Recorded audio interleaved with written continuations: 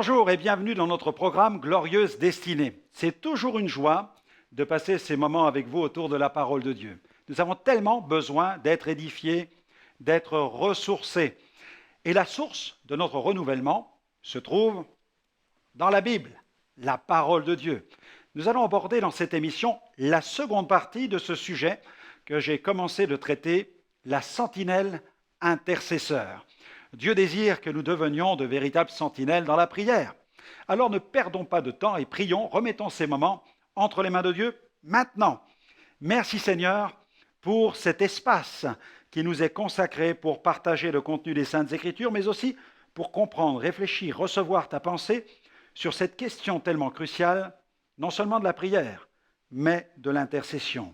Car tu désires que nous nous tenions sur le rempart, que nous observions l'horizon, que nous discernions quels sont les temps dans lesquels nous vivons et que nous puissions intercéder pour voir les choses bouger, changer et ton royaume s'établir et gagner du terrain dans des vies. Au nom de Jésus, Amen.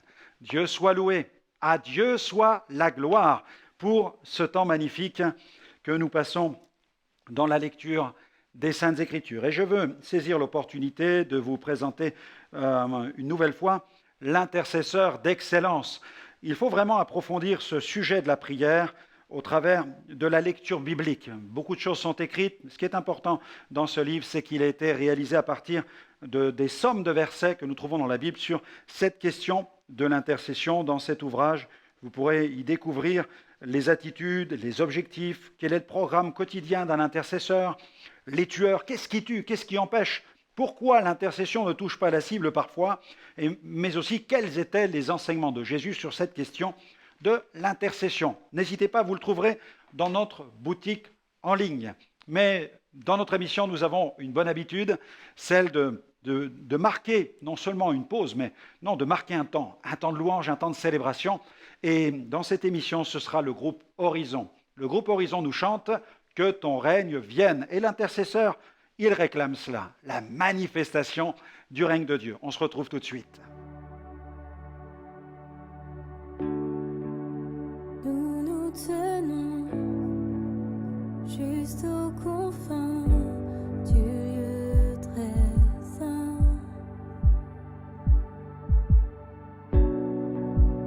pour t'implorer de transformer les vies brisées.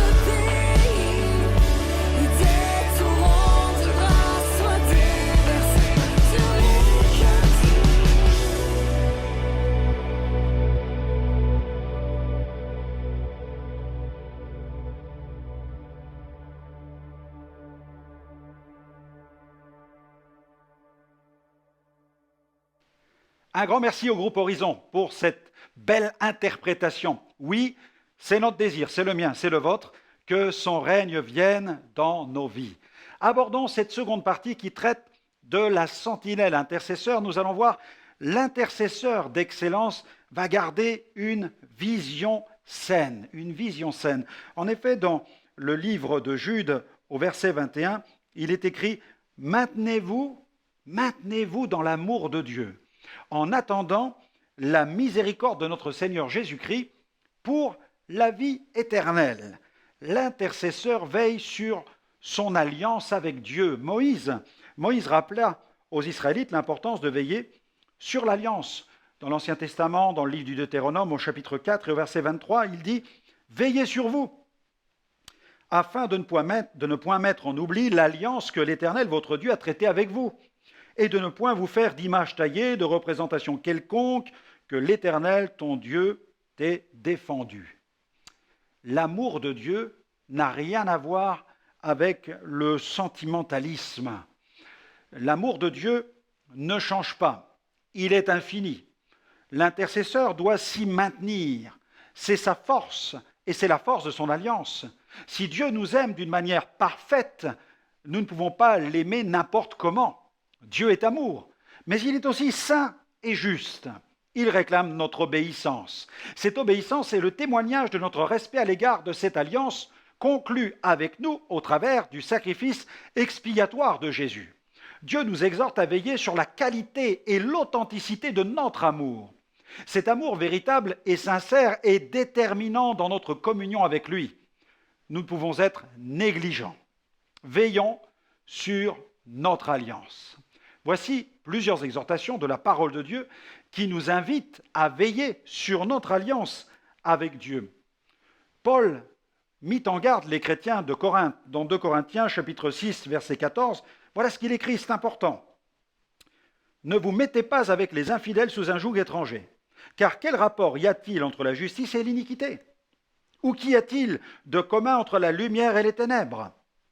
Il a fait de même avec les chrétiens de Rome, dans Romains 6, verset 13, « Ne livrez pas vos membres, regardez la même mise en garde, ne livrez pas vos membres au péché, comme des instruments d'iniquité, mais donnez-vous vous-même à Dieu, comme étant vivants, de mort que vous étiez, et offrez à Dieu vos membres comme des instruments de justice. » Amen. L'intercesseur veille sur la nature de sa communion, c'est-à-dire la dimension spirituelle. Moïse demanda aux Israélites de veiller sur leur âme. Dans Deutéronome chapitre 4, verset 15, « Puisque vous n'avez vu aucune figure le jour où l'Éternel vous parla du milieu du feu à Horeb, veillez attentivement sur vos âmes. » Cet avertissement est une mise en garde contre les dangers de l'idolâtrie. Le peuple doit se tenir loin de toute espèce de pratique occulte, de tout ce qui est profane. Le Nouveau Testament attire notre attention sur l'importance de veiller sur notre alliance avec le vrai Dieu. Il insiste sur le fait que notre alliance, celle du Nouveau Testament, a été scellée avec le sang de Jésus. Ne méprisons pas notre alliance. L'auteur de l'Épître aux Hébreux nous adresse cette mise en garde dans Hébreux chapitre 10, verset 29. « De quel pire châtiment pensez-vous que sera jugé digne celui qui aura foulé aux pieds le Fils de Dieu, qui aura tenu pour profane le sang de l'alliance par lequel il a été sanctifié et qui aura outragé l'esprit de grâce. Dans le même livre, il y a une sévère mise en garde de l'auteur contre la compromission. Dans Hébreux 12, versets 14 à 16, « Recherchez la paix avec tous et la sanctification, sans laquelle personne ne verra le Seigneur. Veillez à ce que nul ne se prive de la grâce de Dieu, à ce qu'il n'y ait ni impudique, ni profane comme Ésaü, qui pour un mets vendit son droit d'aînesse. » Mais quel est le sens du mot profane? Ce mot désigne l'opposé au domaine sacré du culte, qui doit être rendu à Dieu. Le péché peut être interprété comme un mépris de l'alliance de Dieu. N'oublions pas que tout est grâce dans notre vie chrétienne. Cette grâce puise sa source dans le sang du Christ. Même notre intercession est arrosée de cette grâce. L'intercesseur d'excellence se souvient que s'il peut s'approcher de Dieu, c'est grâce à l'œuvre rédemptrice accomplie par Jésus au calvaire. Amen. Ésaü a méprisé son droit d'aînesse. Les enfants d'Israël ont méprisé leurs privilèges. Ne méprisons pas la grâce qui nous est donnée en Jésus-Christ. Cette grâce nous permet de nous approcher du Père céleste couvert par le sang de l'agneau. Alléluia. L'intercesseur veille aussi sur la qualité de la communion. C'est l'aspect de la sanctification. La sentinelle intercesseur doit veiller continuellement. Et elle veille plus particulièrement sur elle-même. Avant de veiller sur les autres, il faut déjà veiller sur soi-même. Vous n'êtes pas d'accord? La Bible l'exhorte dans ce sens.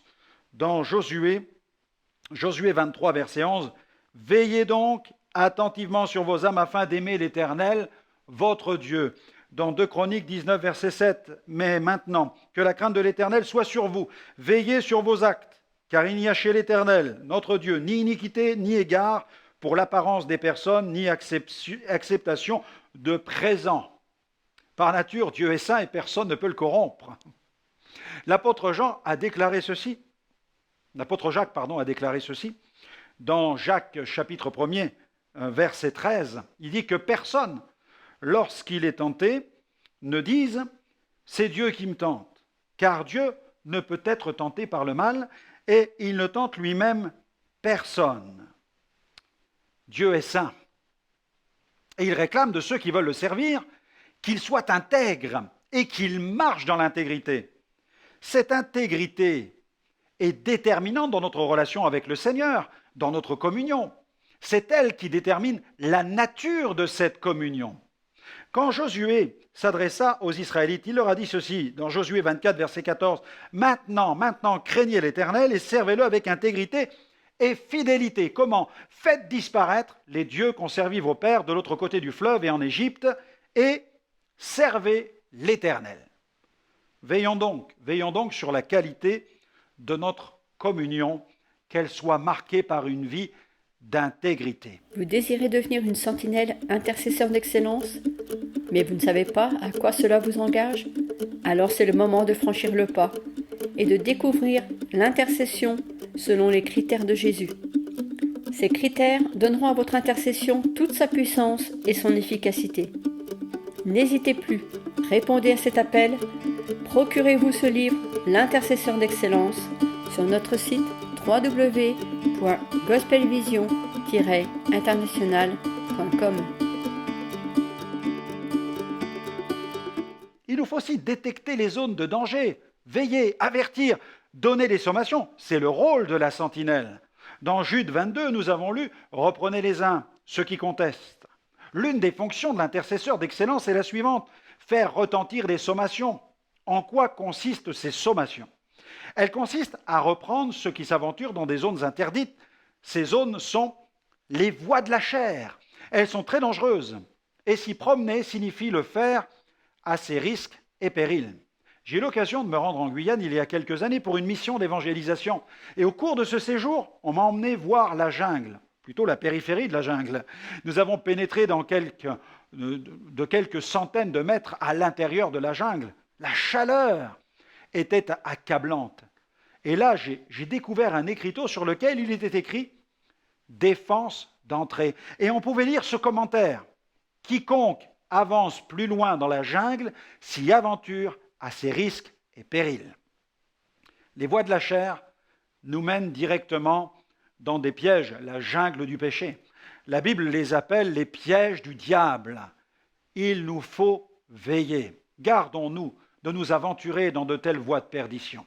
L'intercesseur d'excellence, lui, puise dans sa vie de prière le discernement nécessaire qui va le garder de tous ces chemins dangereux. L'intercesseur d'excellence est un intercesseur qui veille sur lui-même et sur les autres. Il est en première ligne, ses yeux sont ouverts. Ils ne sont pas appesantis par la tiédeur spirituelle. Sa vie spirituelle est vitalisée par la lecture de la Bible et par la prière. Le Saint-Esprit trouve en lui un accueil favorable. Il peut attirer donc son attention sur ces zones de danger. La parole de Dieu nous exhorte à veiller, et ce pour plusieurs raisons, car les temps seront de plus en plus difficiles. En prévision de ces temps difficiles, Jésus nous laisse cette exhortation dans Luc 21, verset 36, « Veillez donc et priez en tout temps, afin que vous ayez la force d'échapper à toutes ces choses qui arriveront et de paraître debout devant le Fils de l'homme. » Car Jésus revient pour chercher son Église. Et en prévision de son retour, Jésus nous adresse ses recommandations dans Matthieu 24, 42. Il nous adresse des recommandations dans Matthieu 25, 13. « Veillez donc, puisque vous ne savez quel jour votre Seigneur viendra. » Dans Marc 13, 35. « Veillez donc, car vous ne savez quand viendra le maître de la maison, ou le soir, ou au milieu de la nuit, ou au chant du coq, ou le matin. » Car une tentation s'exerce sur le monde, il nous faut veiller. Voici une autre raison, une tentation s'exerce sur le monde. L'apôtre Pierre attire notre attention sur les subtiles manœuvres du tentateur. Dans 1 Pierre chapitre 5 verset 8, il nous dit « Soyez sobres, veillez ». Et puis nous avons cet appel, il dit « Votre adversaire », il dit « Votre adversaire le diable rôde comme un lion rugissant, cherchant qui il va dévorer, qu'il dévorera ». Dans le jardin de la tentation, Jésus exhorta sévèrement ses disciples à veiller. On se souvient du jardin de Gethsémanée dans Marc 13, verset 37. « Ce que je vous ai dit, je le dis à tous. » Jésus dit « Veillez, veillez, veillez. » Dans Matthieu 26, 41, « Veillez et priez, afin que vous ne tombiez pas dans la tentation. L'esprit est bien disposé, mais la chair est faible. » Dans Matthieu 26, 38, il leur dit alors « Mon âme est triste jusqu'à la mort. Restez ici et veillez avec moi. » Quel combat! Restez ici, veillez avec moi. L'intercesseur d'excellence ne se voile pas la face. Il n'est pas un autiste spirituel. Il ne vit pas dans son monde à lui. Il a les yeux ouverts sur le monde et il détecte les zones de danger. Lorsqu'elles sont identifiées, il fait alors retentir des sommations. Comment? Il veille, mais il avertit. Avertir du danger. On a lu dans Jude 23, le verset 23 de Jude, « Sauvez-en d'autres en les arrachant du feu. » Et pour d'autres encore, « Ayez une pitié mêlée de crainte haïssant jusqu'à la tunique souillée par la chair. » Les termes sont forts. Le texte dit « Sauvez-en d'autres en les arrachant du feu. » La loi condamne toute personne qui ne porte pas secours à une autre personne qui est en péril. Cependant, dans certaines circonstances, porter secours à quelqu'un peut vous coûter cher, jusqu'à votre propre vie. J'ai vu un jeune homme, se lever dans une de nos missions pour donner son cœur au Seigneur. Après la réunion, le pasteur m'a raconté son histoire, une histoire terrible. Ce jeune homme venait de perdre son père dans des circonstances dramatiques.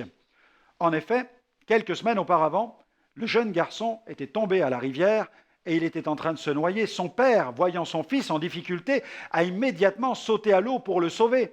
Je pense que nous aurions tous fait la même chose. Cependant, tous les deux, le garçon et le père, se sont noyés. Le garçon a été récupéré, sauvé, mais le père, quant à lui, n'a pas pu être réanimé. Il est décédé en portant secours à son propre fils. Dans l'œuvre de Dieu, il y a de véritables zones de danger et il nous faut donc rester vigilants. L'intercession est ce qui maintient le chrétien dans cet état de vigilance spirituelle. Elle va nous permettre d'avoir accès à suffisamment de discernement et de compréhension dans les situations ultra-sensibles où il y a danger et péril sur le plan spirituel. Si on joue avec le feu, on finit toujours par s'y brûler. L'intercesseur d'excellence doit apprendre à savoir garder la tête froide. Dans certains cas, il est préférable de faire appel de toute urgence à des services de secours spirituels que je qualifie de spécialisés. Il faut demander l'aide du pasteur, des responsables spirituels de l'Assemblée. Il faut aussi mener une action de prière qui va mobiliser plusieurs intercesseurs. Il faut peut-être même jeûner, veiller et prier, déclencher une opération d'intercession beaucoup plus intensive. Si une maison est la proie des flammes, il ne faut pas jouer aux super-héros. Il faut immédiatement faire appel aux soldats du feu. L'intercesseur d'excellence n'est pas n'importe qui. C'est un soldat de Christ dont la mission consiste à sauver des âmes en les arrachant au feu qui menace de l'enfer. Dans certains cas, le Seigneur demandera à l'intercesseur de sauver quelqu'un de ses flammes. Dans d'autres cas, le Seigneur lui demandera d'user d'une extrême prudence. On l'a lu. Ayez une pitié mêlée de crainte, haïssant jusqu'à la tunique souillée par la chair. Quoi qu'il en soit, faisons retentir l'alarme incendie lorsque les flammes du péché se répandent dans l'Église. Certains chrétiens en danger se laisseront interpeller. D'autres ne se laisseront pas persuader. Veillons surtout sur nous-mêmes, afin de ne pas nous laisser gagner par les flammes du compromis.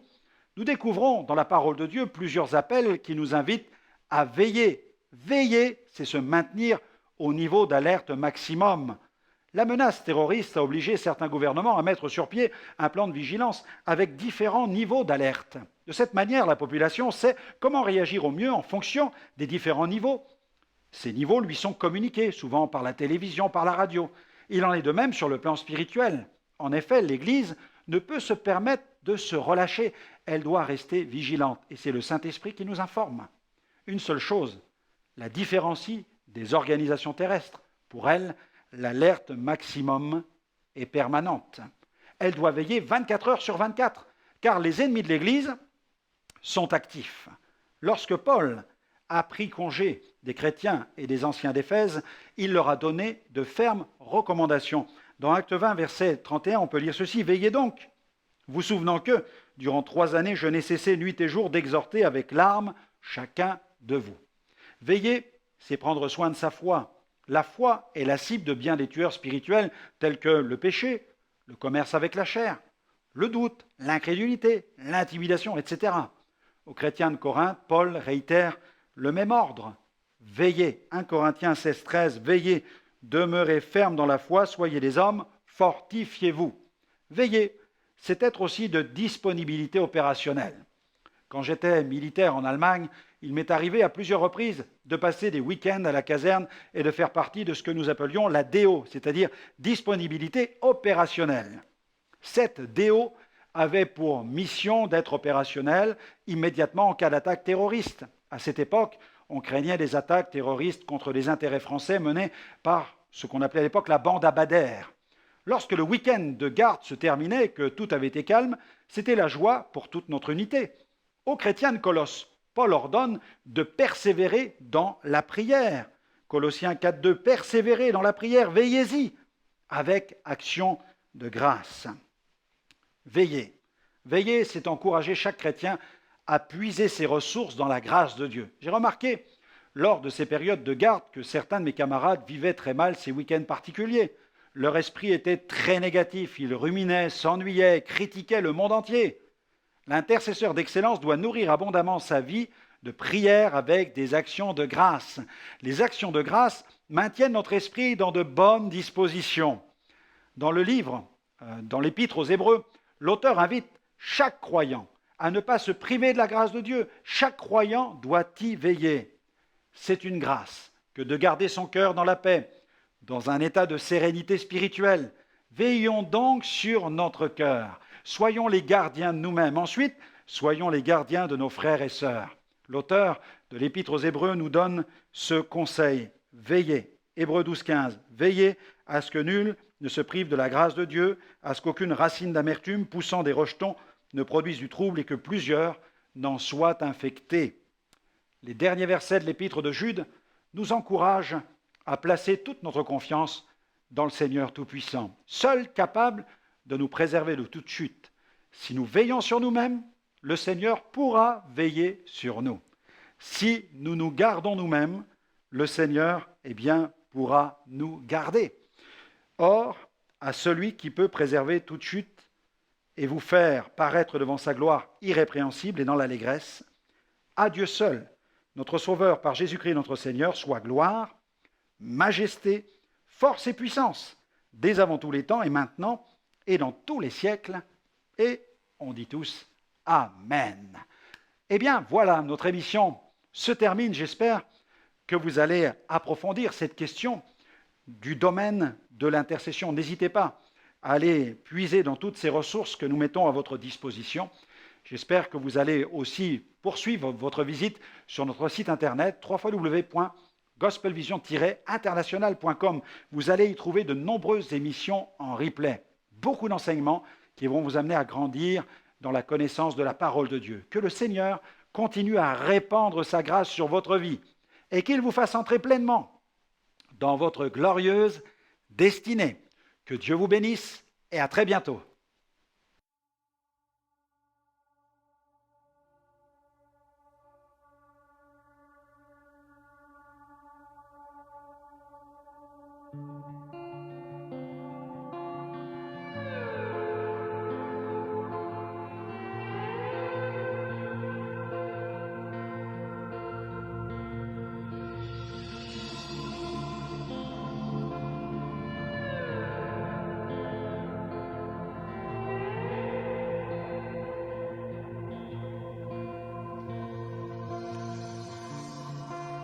Nous nous tenons juste aux confins du lieu très saint